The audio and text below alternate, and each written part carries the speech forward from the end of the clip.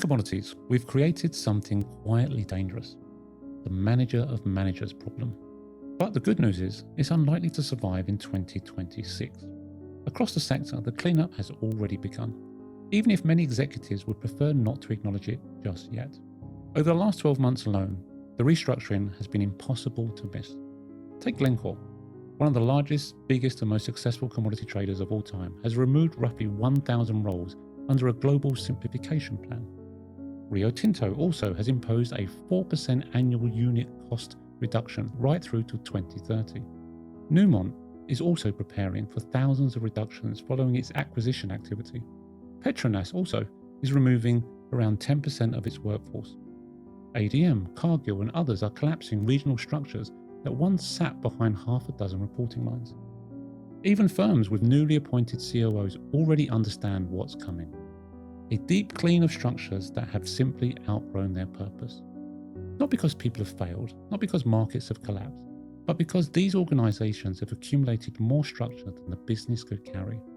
It's a little like hoarding, but instead of old newspapers, it's a bunch of job titles. Over the past decade, the industry quietly built itself into paralysis. Managers of managers, heads of heads, COOs under more COOs. Divisional C-suites created largely to ensure someone could speak at length in meetings that produced very, very little. Even strategy offices, tasked to supervise other strategy offices, started appearing. These roles looked enormously impressive when margins were high, but the moment the P&L took a dive and went under pressure, ownership started dissolving. Even HR followed the same pattern. Layer after layer until HR itself had more hierarchy than the business units it was supporting. At one point, it genuinely felt like the HR department required their own HR department. And some days, it still does. The outcome wasn't accidental though. We built top-heavy organisations where accountability disappeared somewhere between who reports to whom and who actually owns the outcome. Even consultancy research, including the Great McKinsey, shows that each individual layer slows decisions by roughly 25% and distorts information by around 30%.